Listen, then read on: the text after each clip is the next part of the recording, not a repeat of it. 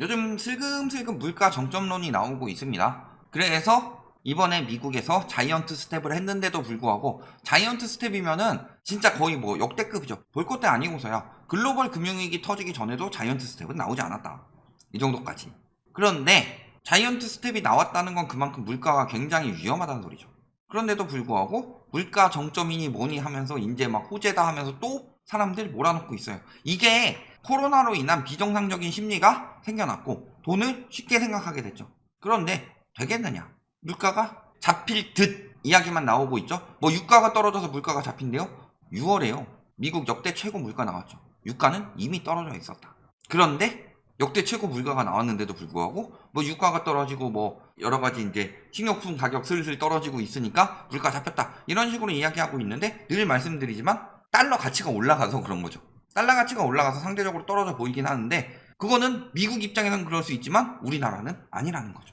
향후 금리 인상 속도 조절 가능성 언급. 그러면서 뭐라고 그래요?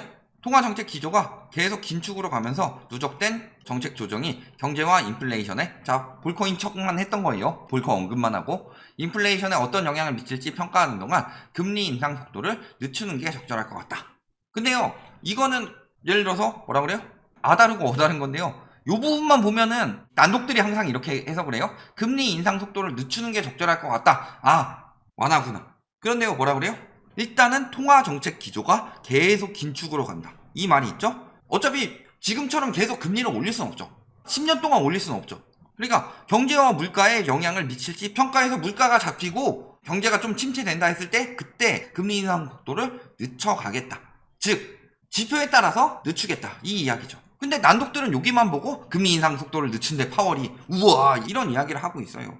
금리 자이언트 스텝 2연속 했는데 바로 다음 달이면은 이런 발언이 안 나왔을 거예요. 그런데 8월에는 미 연준 회의가 없다. 9월에 한 번 더 있다. 그러니까 2달 동안 이야기를 했는데 지금도 인플레이션 잡아야 되고요. 9월에 자이언트 스텝 이상은 무조건 해야 됩니다. 이런 식으로 말했다면은 어때요? 확답을 줄 수가 없죠. 가뜩이나 저기 파월은 많이도 틀렸는데. 그러니까 저런 이야기 나온 거예요. 그런 말 한마디에 또 경기 침체되고 하니까. 그래서 말해준 걸 가지고 완화됐다. 이런 식으로 무조건 긍정적으로 해석을 한다. 물린 사람들이 정신승리 하는 거죠. 자, 그러면서 물가 정점론 뭐 곳곳에서 포착됐다.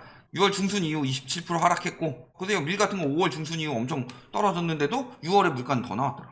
그 다음에 10월 물가 정점론 이른 추석. 이른 추석이면요, 추석 때 물가 취저 한번 제사상 그런 거 하면서 이렇게 오르느냐 아니면 이렇게 오르느냐 차이죠. 조삼모사 차이다. 그 다음에 원자재값 하락, 기저효과. 기저효과 같은 경우도 사실은 물가 안정이 아니에요. 예를 들어서 10월 정점론이라고 하니까 21년 10월에는 한 4% 올랐고 21년 9월에는 한 1% 올랐다고 칩시다. 근데 이때보다 10% 오르고요. 그 다음에 12% 이때 대비로.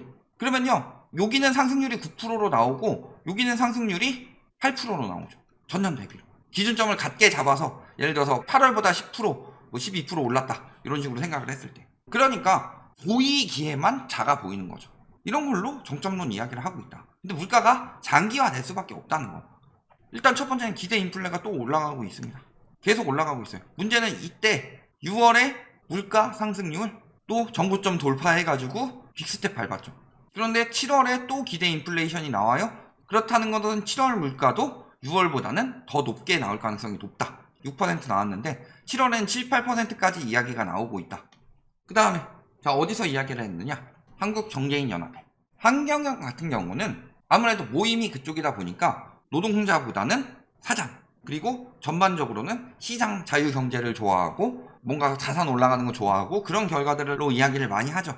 그런데 뭐라고 이야기를 했어요? 통화량 조절 없는 기준금리 인상만으로는 물가 안정에 한계가 있다. 즉 통화량을 조절해야 된다. 그래서 시중 통화량이 급증하면서 물가 결정 요인의 파급 경로에 구조적 변화가 생겼다. 즉 뭐예요? 금리 인상 말고 통화량 긴축도 들어가야지 물가가 잡힐 것이다. 저기서 저 정도로 이야기할 정도라는 건 무슨 소리예요? 통화량을 잡아야 된다. 그러면은 어차피 지금 통화 승수나 통화 유통 속도가 좋진 않아요. 소비가 더럽게 안 되고 있기 때문에 돈이 돌지를 않는다.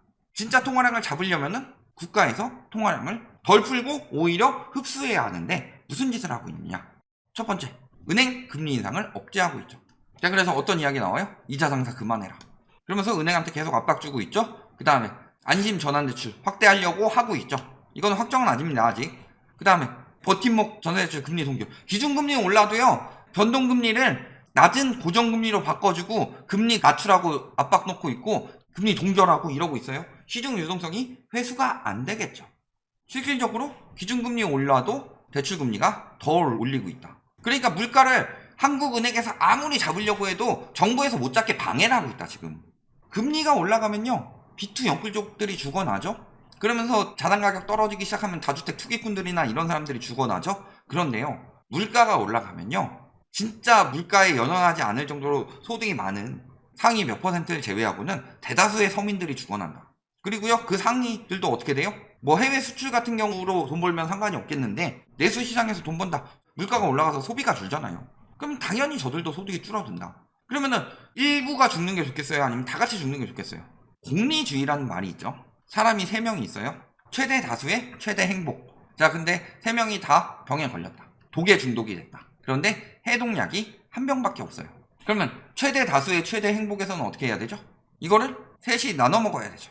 이렇게 생각하면 잘못 판단하고 계신 겁니다. 왜냐면 셋 다 행복하지 않죠.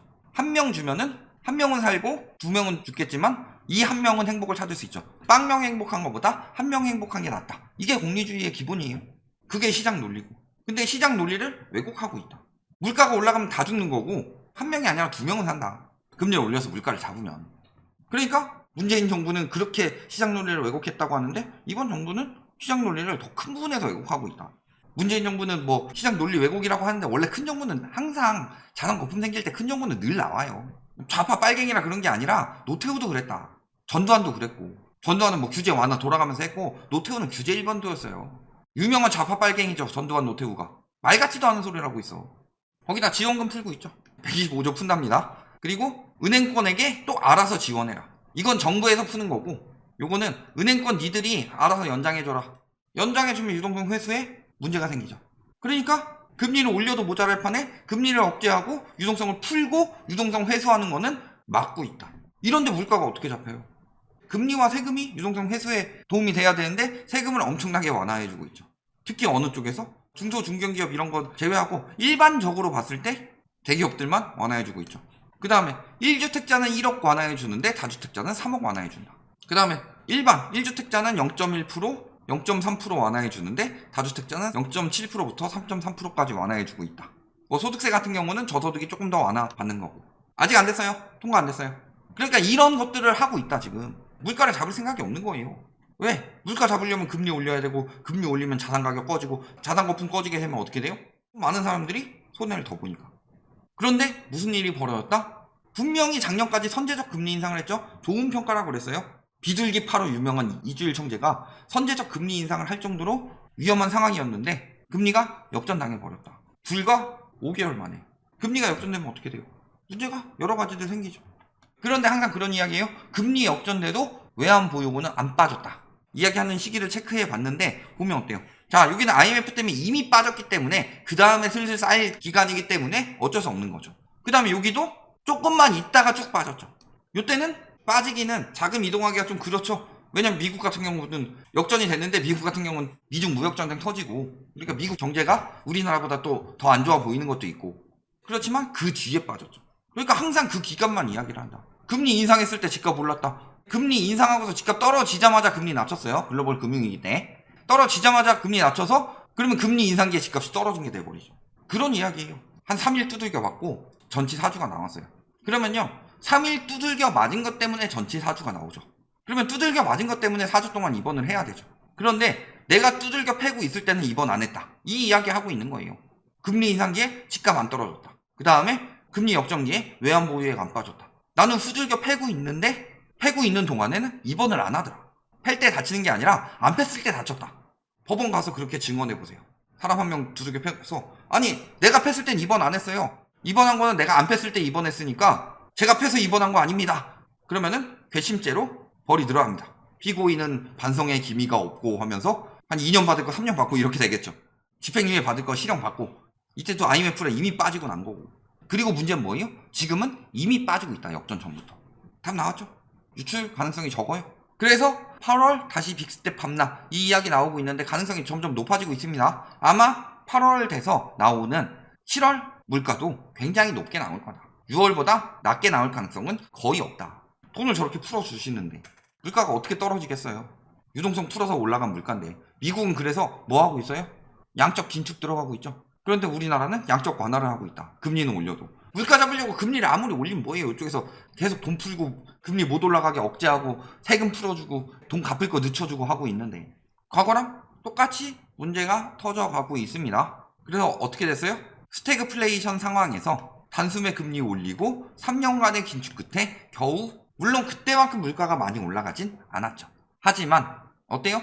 보면 월별 소비자 물가 상승률은 대부분 5%, 14.8%. 그때보다는 좀 인플레이션이 덜하긴 하죠.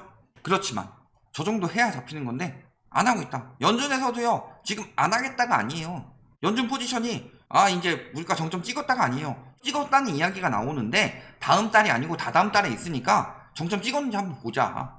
그래서 정점 찍었다면은 금리 인상 속도를 늦출 수 있다. 다만 그게 아니라면은 긴축을 더 강화할 수도 있다. 그리고 식품 및 원자재 가격 자이언트 스텝을 했어요. 자이언트 스텝을 하면은 달러 가치는 더 올라가야 되죠. 그런데 언론에서 이야기하는 거 어때요? 긴축이 아닌 것처럼 이야기하고 있죠. 유가 잡혔다 하고 있는데 또 슬금슬금 다시 올라가고 있죠. 에너지 가격 올라가고 있죠. 그 다음에 미국에서 대두 옥수수 올라가고 있다. 슬금슬금. 잡히긴 뭘 잡히냐. 어제도 올라가고 오늘도 올라가고 있는 거예요. 금리 인상 발표했는데 어제. 결론, 자이언트 스텝. 이게 거의 동결처럼 심리가 생겼다. 되게 이상한 심리예요. 금리 동결한 것처럼 안심하는 심리가 생겼어요. 자이언트 스텝인데. 그러니까 무슨 일이 벌어져요? 슬금슬금 다시 원자재 가격이 올라가고 있다. 생각만큼 긴축이 안 나왔다. 즉 물가 잡을 만큼 긴축이 안 나왔다는 소리예요. 거기에 미국은 그렇다 칩시다. 근데 우리나라는 어때요? 외환이 빠져나가고 있죠. 외환이 빠져나간다는 소리는 달러가 줄어들고 있다는 소리고, 달러가 줄어든다는 소리는 무슨 소리예요? 달러 가치가 올라갈 가능성이 높다는 거예요. 환율 지금 조금 떨어지고 있다고 안심. 떨어져봤자 1300원대 밑으로는 안 떨어지고 있죠. 뭐 일시적으로 떨어지는 거 말고. 거기다가 문제는 뭐예요? 유동성을 긴축은 줄이고 완화는 늘리고 있다. 금리 인상 억제하고 있다. 기준금리는 인상했는데 요게 시중으로 번지는 걸 억제하고 있다. 이런데 물가가 어떻게 잡히느냐. 정책이 그따위로 나오니까 계속 이야기를 하는 거다. 저 정책으로는 물가 못 잡는다. 물가 못 잡으면은 누가 고생하냐. 집값도요 조금 떨어지고 길게 떨어집니다. 물론 조금 떨어질 상황은 아닌데 5년 떨어지고 10년 떨어질 수도 있어요.